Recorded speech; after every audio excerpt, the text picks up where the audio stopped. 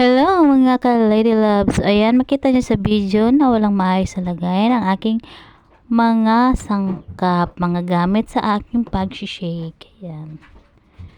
So, kung saan siya nakalagay. Ayan.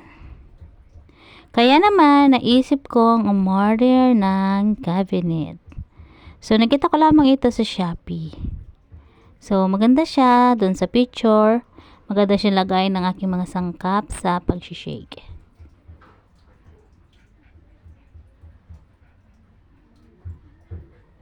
So, ayan, napakahirap niya buksan at may kabigatan din po yan.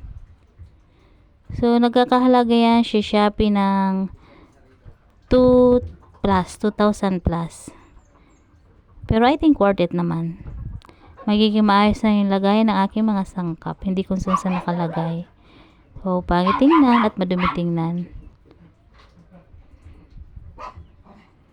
Gabi na namin siya inopen kasi pag umaga, busy, ang daming ginagawa.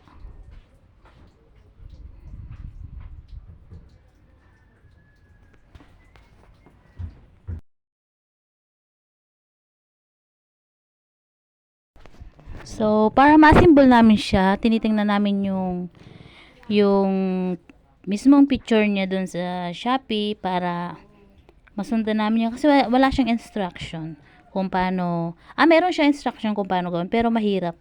Mahirap siya gayahin dyan sa instruction na nakikita nyo sa video kasi iba yung parang iba yung niya sa instruction kaysa dun sa picture.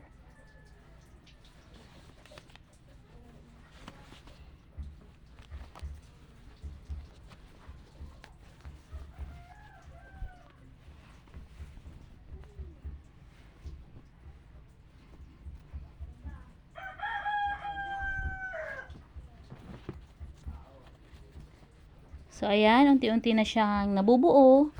So, actually, nakailang ulit kaming nakailang ulit kaming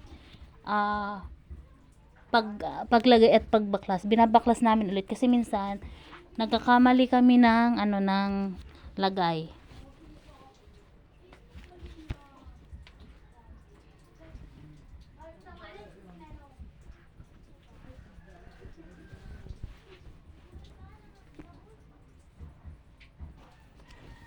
So, inuna namin ilagay yung yung sa baba at yung sa taas na yung malapad, pinaka mahaba.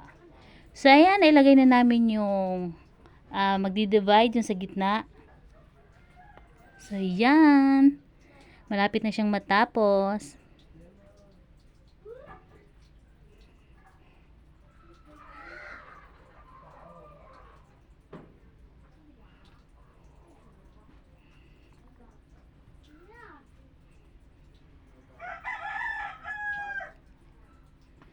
So, kung titingnan nyo mga ka-lady love dun sa picture, parang madali lang siya i-assemble. Pero, sa personal is napakahirap. Kasi napakadami niyang butas, yung mga kahoy, may mga butas siya na dapat doon mo mailagay yung tornilyo at yung tornilyo ay na iba-iba. Tapos, napakarami din na tornilyo.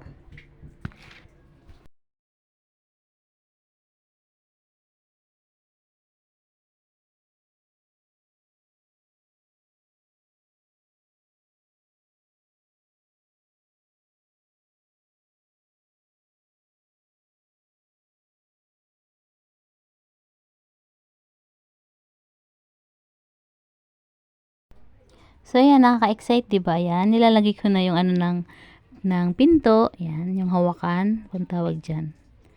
So, that means na talagang malapit na po siyang mabuo. So, mayroon na akong magandang cabinet.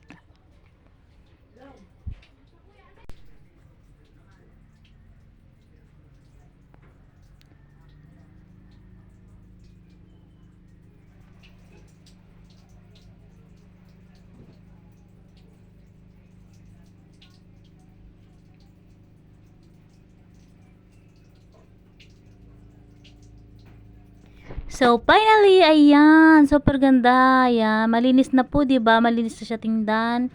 Hindi yung kagaya nung wala pang cabinet. Talagang kung saan nakalagay. So, ayan, napakaganda talaga. Lalo ako sisipagan itong gumawa ng shake. Mga business, yung aking popcornan, di ba? Ayan, ang gaganda. At ang linis tingnan kasi kulay white. So, pag may pera ako, order naman ako ng mga cabinet kasi maganda talaga siya tingnan. Malinis. So, ayan po. Thank you for watching.